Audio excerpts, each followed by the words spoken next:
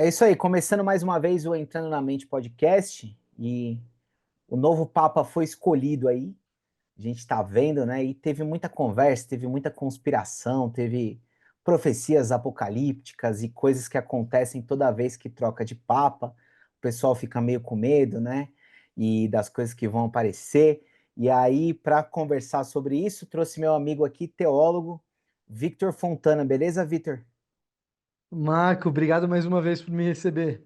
Que isso, eu que te agradeço por sempre se disponibilizar aí.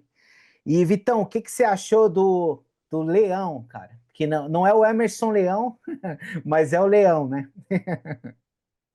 Não é nem Gilberto Barros, o Leão, Pois é, nem o Emerson Leão, nem Gilberto Barros, o Leão. Que outro leão que a gente tem aí na cultura Leão da tribo popular, de né? Judá. Também não é. É. O que que você Ai, achou, cara? Leão Lobo, tem Leão Lobo também. tem o Leão Lobo, também não é o Leão Lobo. Olha aí, ó, você lembrou de mais um. Cara, tem várias coisas interessantes na escolha do Leão 14. Uma das coisas que eu acho que, pelo menos para quem é evangélico, protestante, o nome Leão inspira certa desconfiança e, como é que eu posso dizer?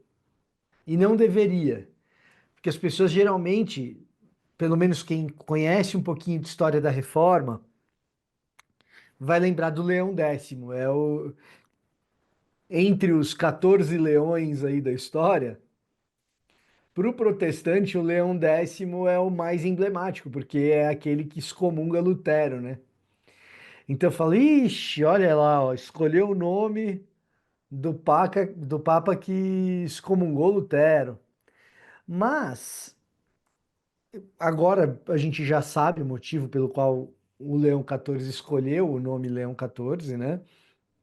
Que ele faz bastante referência ao predecessor, ao Leão XIII, e que é o pai da doutrina social da Igreja Moderna, é o pai da abertura da Igreja Moderna para a ciência, para a modernidade de maneira geral. Então acaba escolhendo o nome por causa de Leão XIII, não por causa de Leão X. E na tradição dos papas de nome Leão, tem vários caras muito mais ilustres do que o Leão X também. Inclusive o primeiro, né? Leão Magno, ou Leão I, ele é um papa que assume pouco tempo depois de Agostinho falecer, coisa de 10 anos de distância. E ele é um doutrinador da igreja, um intelectual da igreja, alguém preocupado principalmente com os desenvolvimentos cristológicos da igreja. Então, sabendo aí que o Prevost, que é o papa atual, escolhe Leão não por causa de Leão X, mas por causa de Leão XIII, alguma tradição de Leão Magno, e talvez uma alusão ao fato de que Leão era também o nome do melhor amigo de Francisco de Assis. Então foi o Papa Francisco e agora vem o Papa Leão. Talvez aí a gente tenha alguns sinais interessantes, muito mais interessantes do que lembrar de Leão X, né? Agora, o que a gente pode esperar de um Papa, a gente só descobre no desenrolar do papado, do desenrolar do ofício dele como bispo de Roma. Porque o próprio Bergoglio, que vira Francisco, no nosso mais recente, algumas coisas confirmam o que ele já era. Outras são surpresas. Como cardeal, e principalmente antes de ser cardeal, o Jorge Bergoglio era conhecido como um cara, como é que eu posso dizer? Não sei se carrancudo é a palavra, mas um cara rabugento. Ele tinha essa fama. E o papado dele foi muito distante disso. Pelo contrário, já inicia Papa Francisco já inicia logo no primeiro dia um papado mais sorridente, inclusive em relação ao seu predecessor Bento XVI, né, o Ratzinger. Então, como o papado vai se desenrolar, o que que vai acontecer, quais são as reformas que ele vai tocar e quais são aquelas que ele vai interromper ou fazer com que fiquem mais lentas, isso só durante o papado para a gente descobrir. É. Eu achei até o Leão bonzinho, cara. O cara já fez missão no Peru e o caramba, né? Pois então, eu li muita coisa recentemente, na última semana que passou, a respeito da habilidade diplomática dele. E aí tem o fato dele ser um americano que fala em espanhol fluentemente, assim, sem problema e Parece sem que ele fala sotaque. português também. É comum isso entre cardeais, né?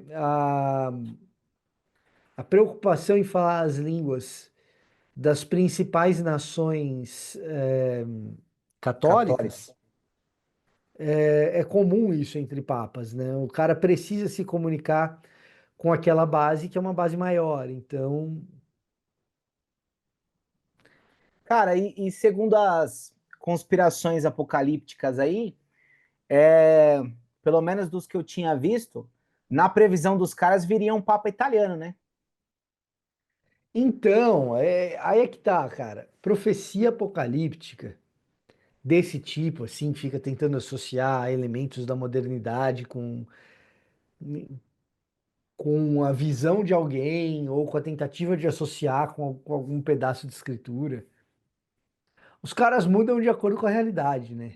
É. Então, assim, esse tipo de profecia, quando a realidade muda, o cara muda também. Infelizmente, infelizmente, mas é isso, é a adaptação. Pois Por é, quê? Na eu fico. verdade, Fala aí, fala aí. porque na verdade, assim, não é profecia verdadeira, né? O cara profetiza um negócio e acontece outro, aí ele precisa adaptar. Então, no fundo, por mais que a gente tenha que respeitar as pessoas que acreditam e tal, e eu respeito, mas não é profecia verdadeira. Se fosse profecia verdadeira, teria um cumprimento. E toda geração tem o seu anticristo, né, Vitão? Então, aí tem esse outro lado, às vezes tem mais de um, né? E aí, quando você vai ver, não era o cara. Quando você era novo ainda, Marco, mas 2002, quando o Lula assume, teve bastante gente dizendo que o Lula era o anticristo. No primeiro Nossa, mandato. caramba. No, prime... no primeiro mandato. Depois com a Dilma não teve, né? Mas é que acho que a Dilma não tinha. Dizem que pro anticristo ser o anticristo, o cara tem que exibir uma intelectualidade muito, né, tal, e a Dilma era atrapalhada com as palavras, então ninguém achava que ela ia ser o anticristo. Pois é, o Bill Gates já foi também, né? Mas assim, ó, falando sério disso, a gente pode brincar um pouco, tal, mas assim, as implicações disso daí são implicações sérias. Você quer ver um negócio interessante que para mim a primeira vez que eu vi eu achei assim próximo do bizarro até, mas que é uma implicação seríssima disso?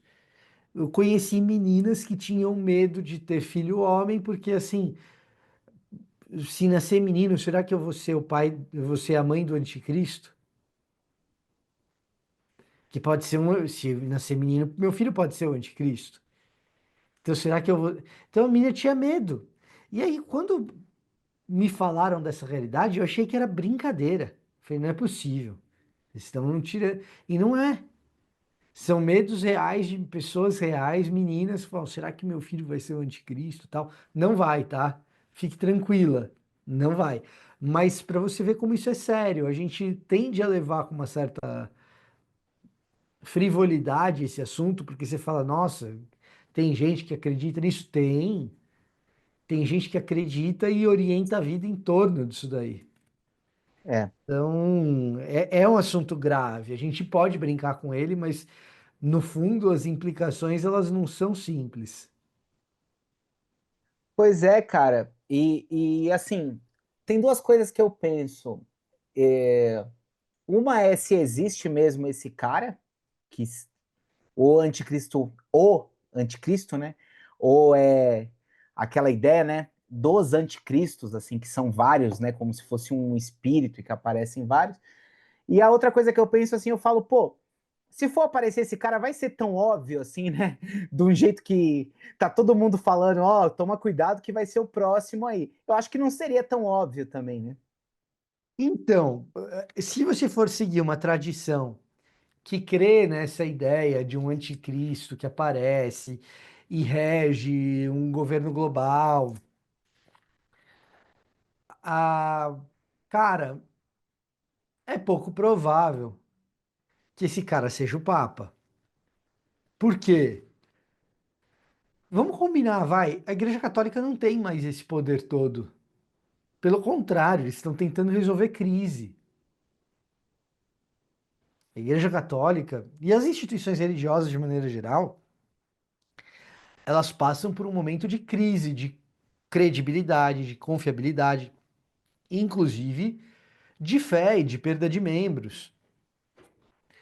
Então imaginar que o grande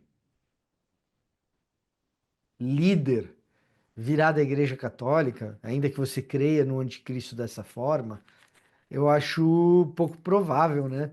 Do próprio ponto de vista da geopolítica, ela não, as conversas geopolíticas, elas não estão alinhadas em torno do Vaticano.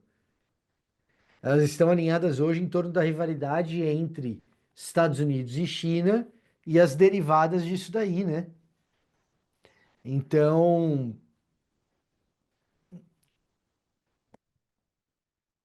em alguma Faria, medida, em tipo alguma assim, faria mais medida, sentido o a anticristo ser o Rússia, né? Trump do que ser um papa. Se fosse pensar no anticristo dessa forma, talvez. A questão é, o texto bíblico, ele vai nessa direção? É isso que eu me pergunto. Será que o texto bíblico vai nessa direção? E aí eu queria, e aí eu queria ler o texto de 2 de João, versículo 7. Porque assim, se você ler Apocalipse, você não vai encontrar a expressão anticristo lá. Começa aí já, né? É mesmo? Não sabia disso. Em 2 de João 7, sim. E aí, olha o que diz, versículo 7 de 2 de João. Muitos enganadores saíram pelo mundo, aqueles que não confessam Jesus Cristo vindo na carne. Esse é o enganador e o anticristo. Ou seja, alguns apontamentos aqui da Epístola de João. Primeiro, são muitos. Muitos enganadores saíram pelo mundo. Segundo, o tempo verbal aqui. Saíram pelo mundo. É uma coisa que aconteceu no pretérito da carta. João não está fazendo uma profecia aqui. Ele não está dizendo muitos profetas sairão, muitos enganadores sairão pelo mundo. Ele diz saíram no pretérito da carta. Ou seja, João e os recipientes da segunda epístola de João estão lidando com esses enganadores que saíram e provocaram crenças falsas. Que crenças falsas são essas? Não confessar que Jesus Cristo veio em carne. E então João descreve esses caras que saíram pelo mundo dizendo que Cristo não veio em carne ou incapazes de confessar que Cristo veio em carne.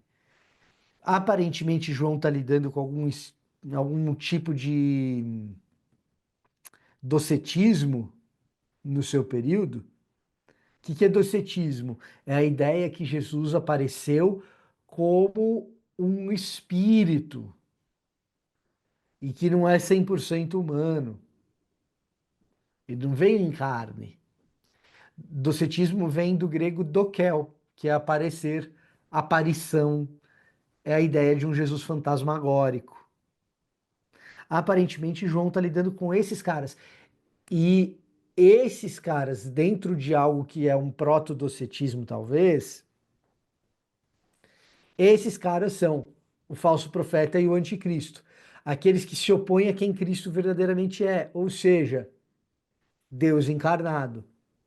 O que é um anticristo? É alguém que se opõe a quem Cristo verdadeiramente é.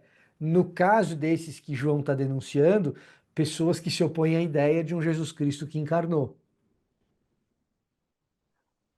Mas de onde vem essa ideia desse líder global que controla tudo e nananã? A ideia vem de uma montagem de quebra-cabeça escatológico. O que eu quero dizer com isso? Ali no século XVIII, e com grande força no século XIX e no século XX, começa a surgir um tipo de jeito de enxergar a escatologia que tenta pegar as pecinhas escatológicas espalhadas por texto bíblico e montar um quebra-cabeça, costurando passagens.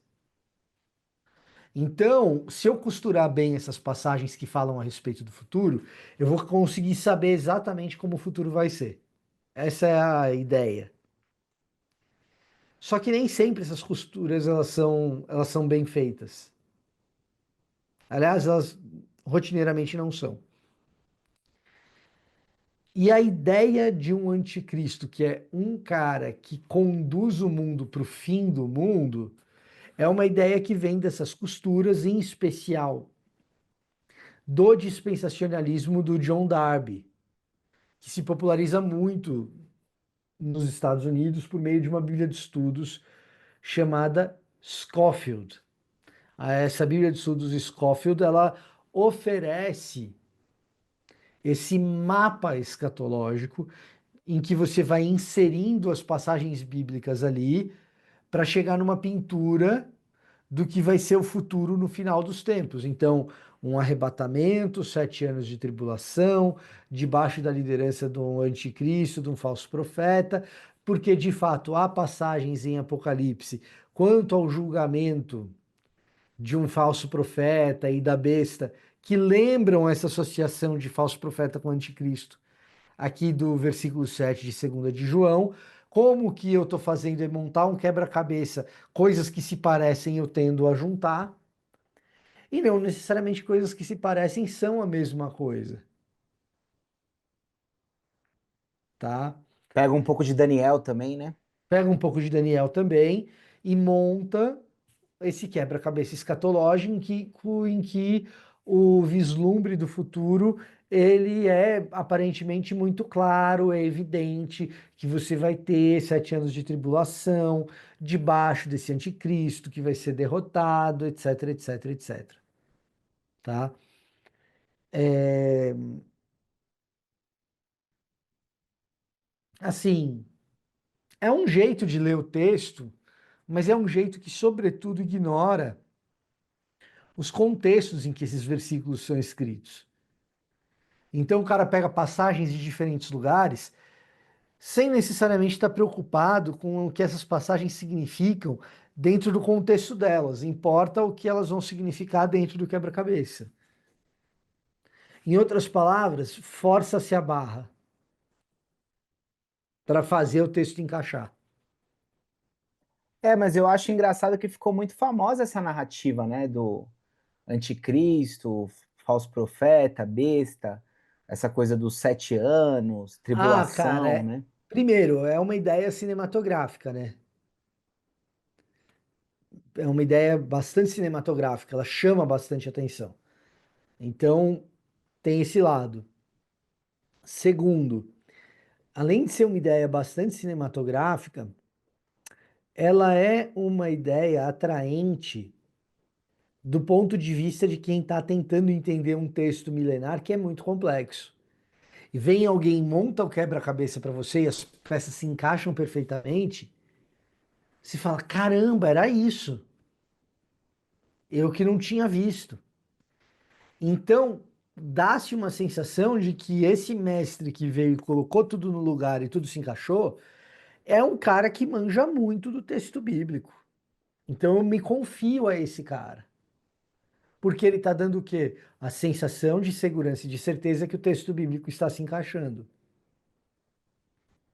Então, essa é a segunda coisa. A terceira coisa é que é uma história, além de cinematográfica, que convida o ouvinte a fazer parte da história. Olha, será que você quer estar entre aqueles que serão arrebatados ou aqueles que vão ver todo mundo ser arrebatado? Então, além de ser uma história hollywoodiana, ela é uma história hollywoodiana com um call to action. E eu acho engraçado como o pensamento de todo mundo sempre é para o futuro, né? E nunca para a história, né? Porque, por exemplo, a galera não para pensar que aquilo que a gente pensa como tribulação é algo que, se você for ver lá no primeiro século, no segundo século, os cristãos eram queimados, eram Eles já feitos, estavam vivendo essa já realidade. estavam vivendo coisas bem próximas do que a gente tem uma ideia de tribulação, né? Eles já estavam vivendo essa realidade. Aí você tem que fazer a seguinte pergunta: se eles já estavam, se eles já estão vivendo essa realidade, será que o autor bíblico não está falando precisamente dessa realidade e não de uma ideia futura de 2000 anos na frente? Será que o autor aqui não está desafiando, na verdade, o Império Romano? Eu acho que essa é uma preocupação de quem realmente está preocupado com o texto, com o que o texto bíblico diz e o que ele tem a dizer. O próprio Nero, ele tinha esse arquétipo de um anticristo, né? O próprio Nero tinha um arquétipo de anticristo e mais do que ele, talvez, Domiciano.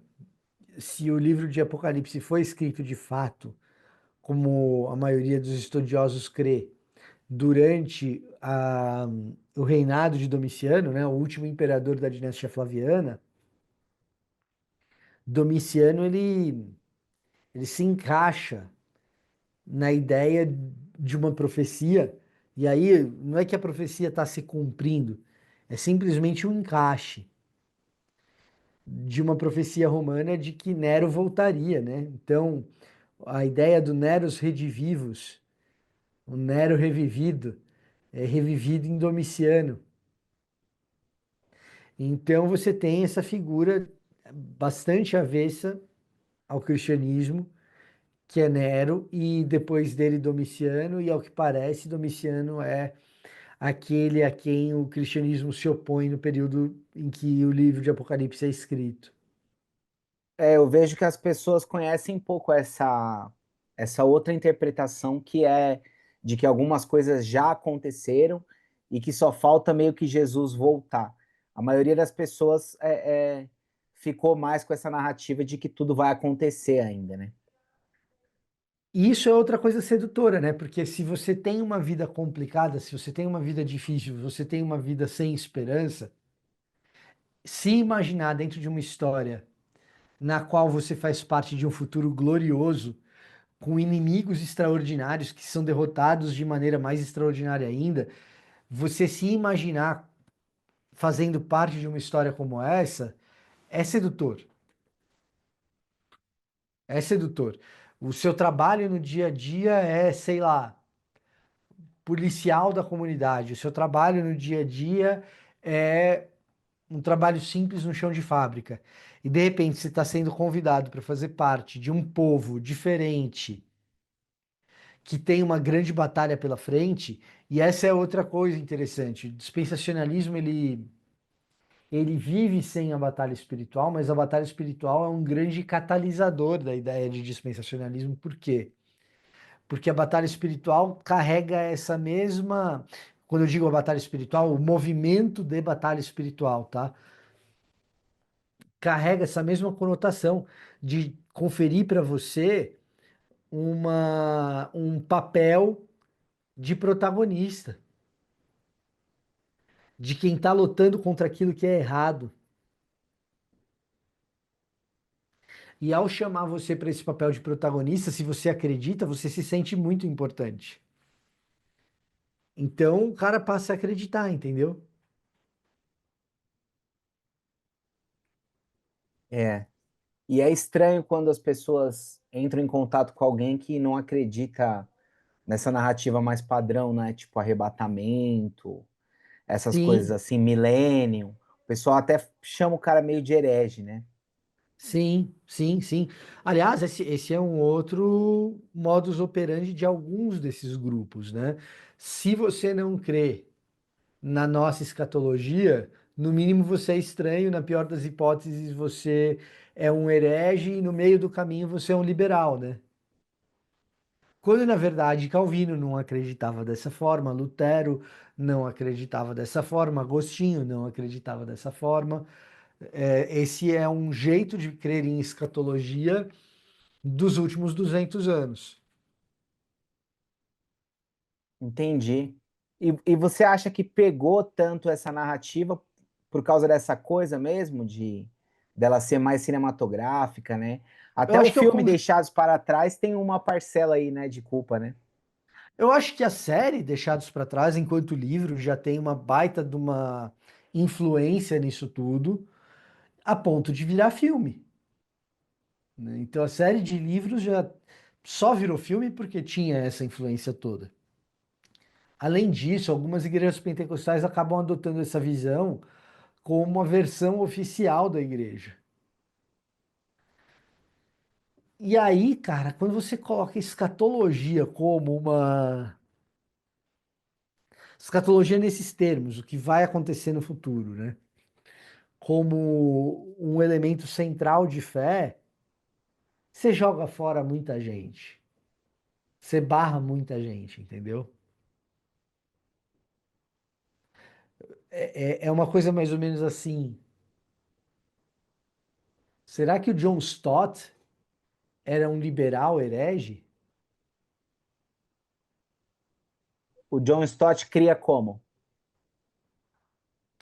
O John Stott ele não crê nessa ideia de anticristo dessa forma, né? Então, quando a gente fala do Stott, ele está muito mais preocupado em uma escatologia que apresente uma tensão de já e ainda não, e deixe em suspenso os eventos futuros que a gente não tem muita clareza, que é meio que a minha posição também. Naquilo que o texto bíblico não tem tanta clareza, por que que eu preciso fechar a questão, entendeu? Por que que eu preciso bater martelo? Então, se o cara quer acreditar que vai ter arrebatamento, eu não acredito que vai ter, mas se tiver, eu não fiquei discutindo por causa disso, sacou? Quando eu olho para o texto de 1 Tessalonicenses 4, que fala de arrebatamento, por exemplo, eu acredito que Paulo está ali usando uma figura de linguagem, que é bem atestada no período que Paulo fala. A ideia do líder militar que é recebido na cidade e se parece muito com a ideia do tal do encontro nos ares, que o pessoal diz ser o arrebatamento. Eu acredito que Paulo está usando uma figura de linguagem ali. Aquele Agora, texto que fala assim, um será levado e o outro será deixado, onde que é? esse é dos evangelhos, eu já posso falar dele daqui a pouco, tá? É Mateus, se não me engano.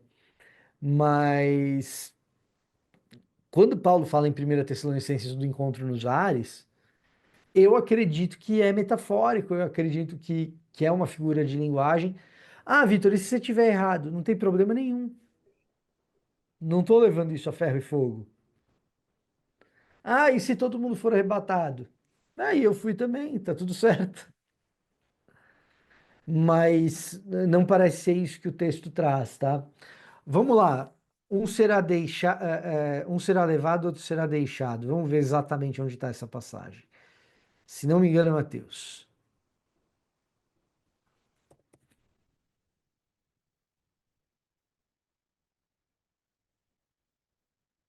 Mateus 24:40. Isso aqui é outra coisa legal. Vamos lá. Deixa eu abrir aqui.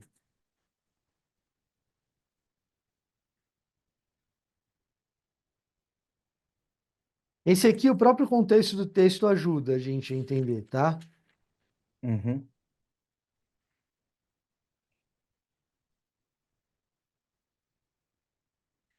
Então, ó, diz assim, Mateus 24:40. Então, dois estarão no campo, um será tomado e um será deixado. Aí 41. Duas estarão moendo grãos no moinho, uma será tomada e uma será deixada. Vigiai, portanto, não sabeis em que dia vosso Senhor vem. Considerai isso. Se o dono da casa soubesse em que vigília viria o ladrão, vigiaria e não permitiria que sua casa fosse arrombada. Por isso também vós estáis prontos, porque na hora em que menos pensais, o Filho do Homem há de vir. Tá? Essa é a passagem. É, algumas coisas. Primeiro, é uma passagem que tem forte ênfase em ninguém saber nem o dia nem a hora. Eu tenho bastante restrição a quem fica falando, ó, vai ser agora, hein? Isso e isso já cumpriu não sei o que lá, vai ser agora. E toda hora volta, né? Outra coisa, o contexto do dessa passagem é o contexto do dilúvio. Olha o que Jesus está falando um pouco antes. Como nos dias de Noé, assim será a vinda do Filho do Homem. Com efeito, assim como naqueles dias antes do dilúvio, comiam e bebiam, os homens casavam-se e as mulheres eram dadas em casamento até o dia em que Noé entrou na arca. E não tomaram conhecimento de nada, até que veio o dilúvio, arrastou a todos, e assim também será a vinda do Filho do Homem. E então estarão no campo. Um será tomado e o outro deixado.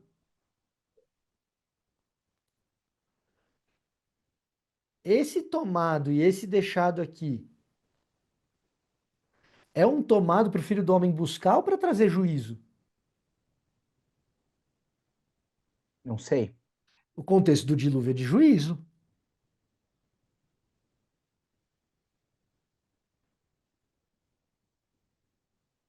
tá? Entendi. Então, o que Porque tem gente acontece? que lê esse texto como se defendendo a ideia do arrebatamento, né? Sabe por quê, né? Por quê? Porque o cara já acredita no arrebatamento e quando ele vê esse texto, ele parece a ideia do arrebatamento.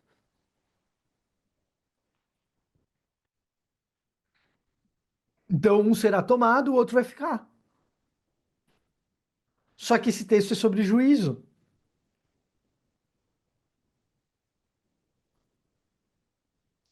E é um juízo que a gente não sabe nem o dia nem a hora.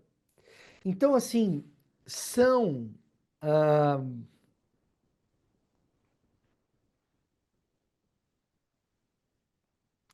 descontextualizações do texto que fazem com que a gente monte a colcha de retalhos e chegue nessa.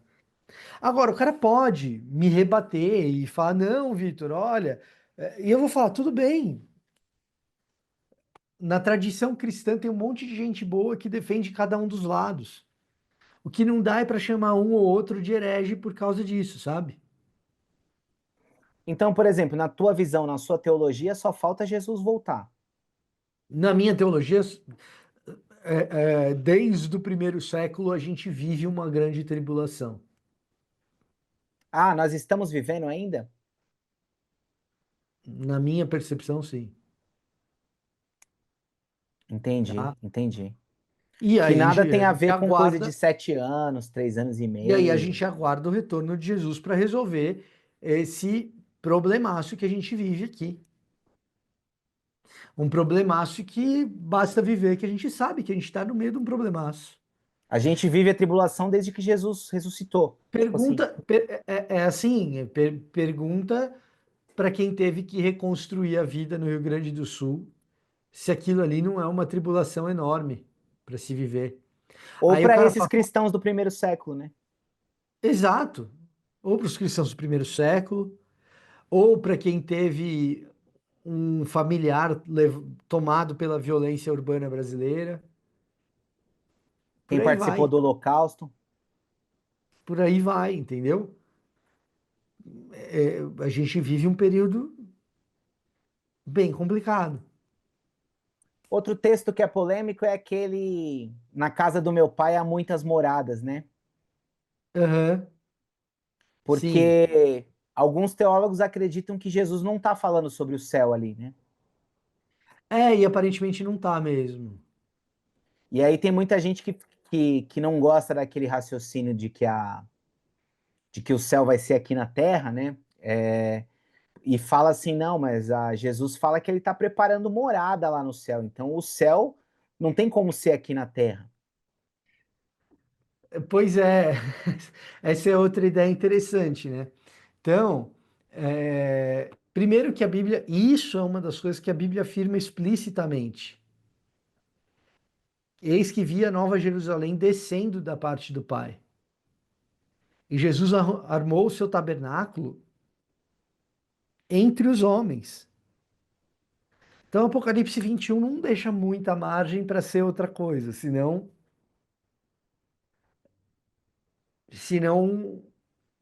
um paraíso num novo céu e numa nova terra aqui. Não tem Provavelmente vai ser muito. aqui. É, tá?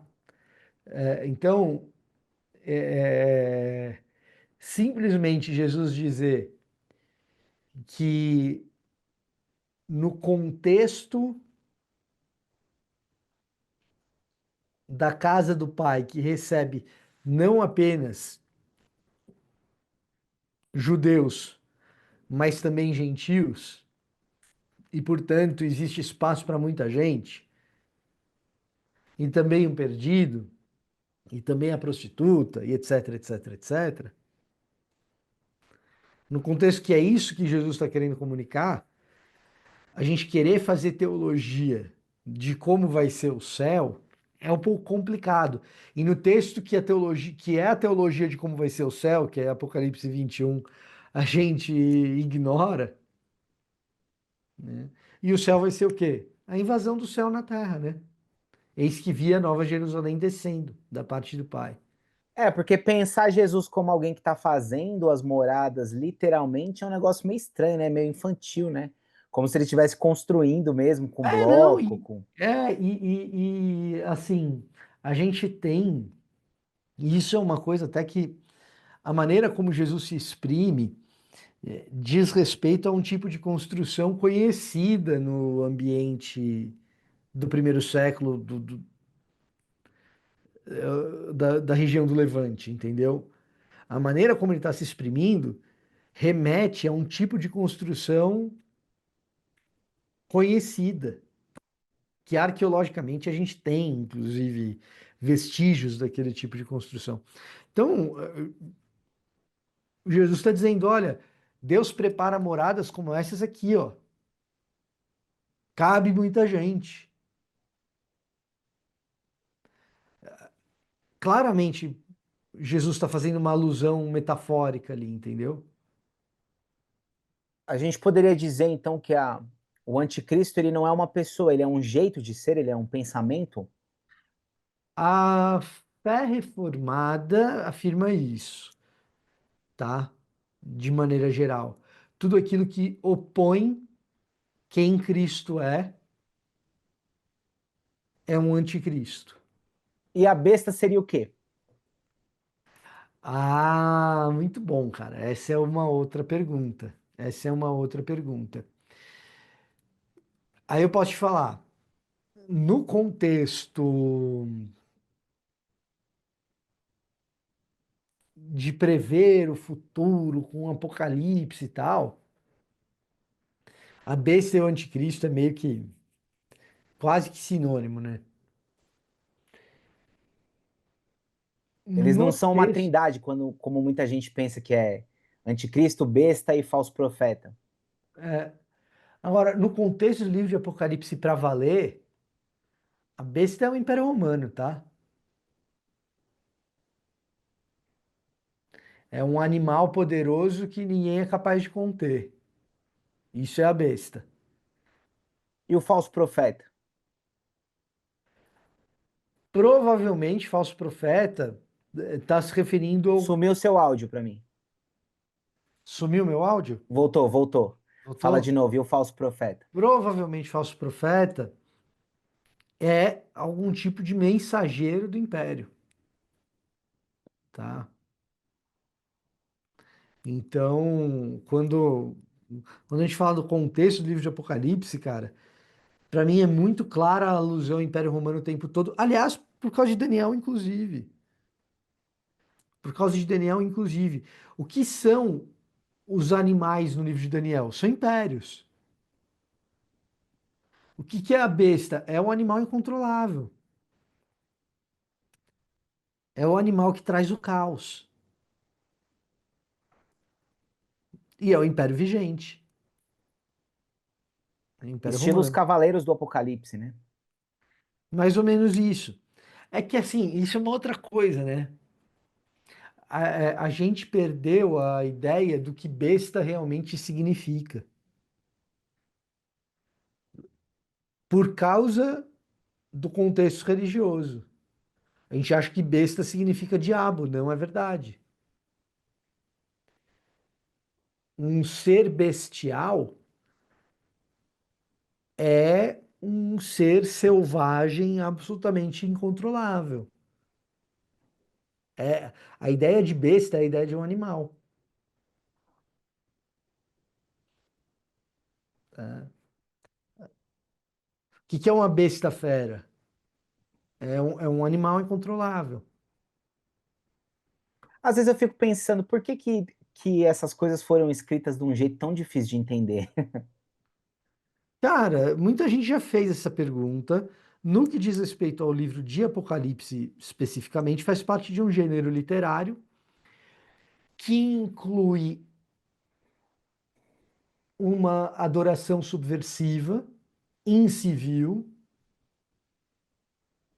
que precisa ser codificada. Então você está praticando um tipo de adoração que é proibida, que não se deve ter. Então você precisa encontrar maneiras de dizer sem dizer. Que quem é do grupo entenda, mas quem é de fora nem tanto. E a Entendi, ele não literatura, podia falar explicitamente, porque senão a mensagem não ia ir, não ia chegar. cara, é mais ou menos parecido com o período da ditadura militar pra gente, né? Então, você tem Samba de Orly. Vai, meu irmão, você tem razão. Pega esse avião.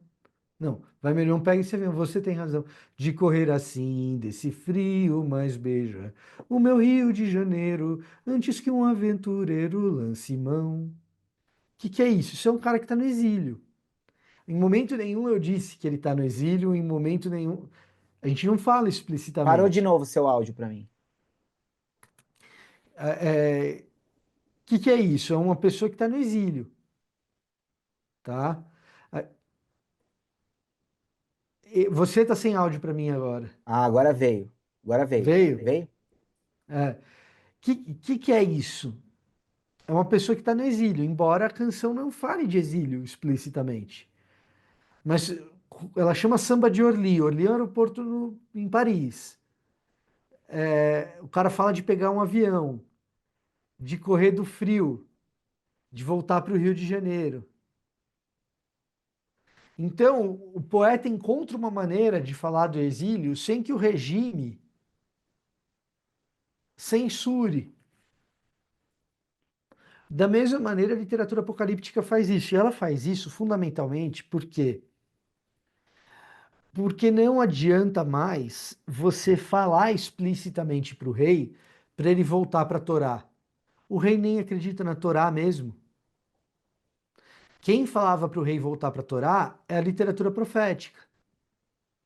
A literatura apocalíptica ela surge dentro da literatura profética porque o rei não é mais o rei de Israel nem o rei de Judá. Ele é o rei de uma nação estrangeira. E assim sendo, o profeta que clama a Torá para o rei não tem expectativas de que o rei estrangeiro vá obedecer a Torá.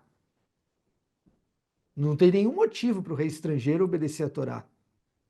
E não tendo nenhum motivo para ele obedecer a Torá, o que o profeta começa a enxergar? Não mais o rei voltando para os caminhos do Senhor, porque rei de outro povo nunca esteve nos caminhos do Senhor, mas o profeta começa a profetizar, a enxergar, a ter a sua imaginação povoada pelo Espírito Santo, em que esses reis sofrem uma intervenção divina definitiva. Então, o que é a literatura apocalíptica? É dentro do seio da literatura profética dizer que Deus vai colocar fim no império vigente, no império estrangeiro vigente. Agora, como que tu fala isso assim na cara do rei sem cortarem a tua cabeça? Então, quando você pega Daniel, que é uma profecia apocalíptica dentro da Aí corte, entram as alegorias e as figuras de linguagem, né? exatamente, os sonhos, as alegorias, as figuras de linguagem. Então, quando você pega Daniel, que é um profeta apocalíptico na corte babilônica, na corte persa,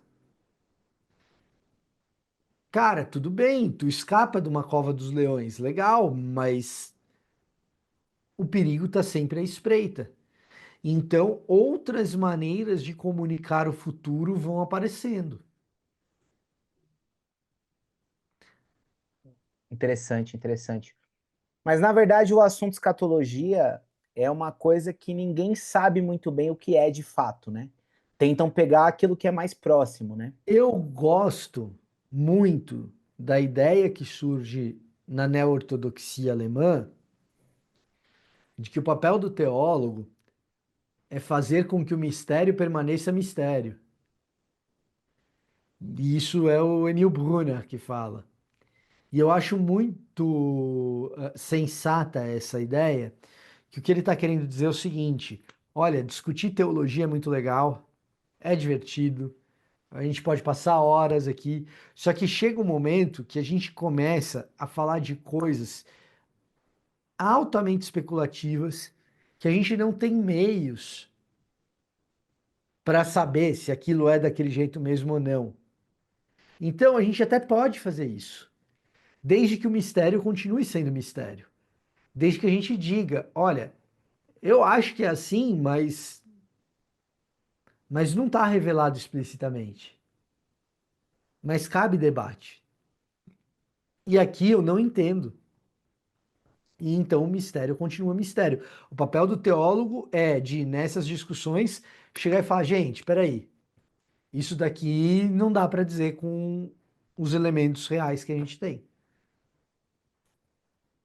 É, é. Ter meio que uma certeza sobre isso acaba sendo meio que uma loucura, né?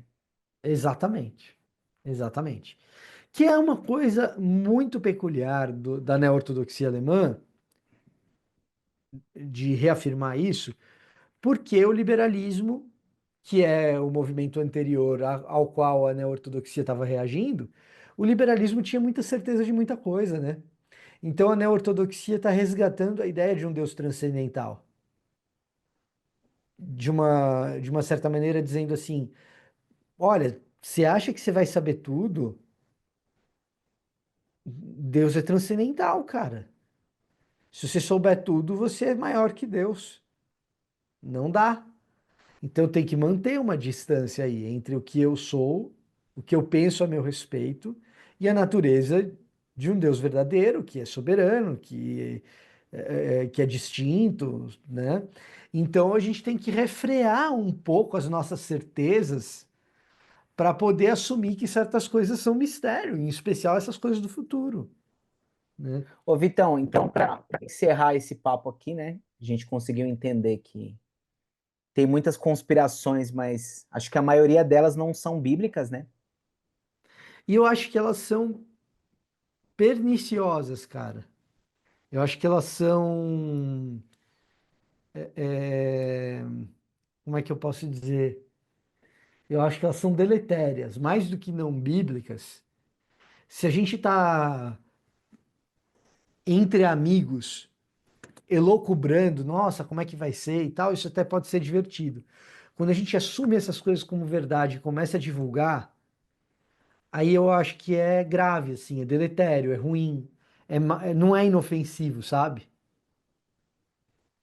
Sim. É, é, eu acho que a gente está em maus lençóis quando a gente embarca nessas. Você tem um curso lá, né? Que é aquele Lendo o Apocalipse com Responsabilidade, né?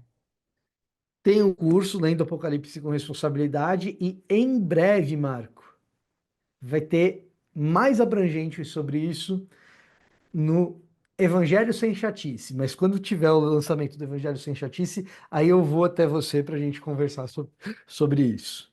Maravilha, maravilha. Vitão, obrigado então, cara, por dar uma luz aí sobre esse tema. Galera que quiser entender mais, pode ver no link dos seus cursos lá, né? Que você fez o curso desse livro, né? Que é Além do Apocalipse com Responsabilidade, né? Exatamente. Pô, maravilha então, obrigado, mano. Sou eu quem agradece, Marco. A gente se vê, mano. Valeu, um abraço. Abraço.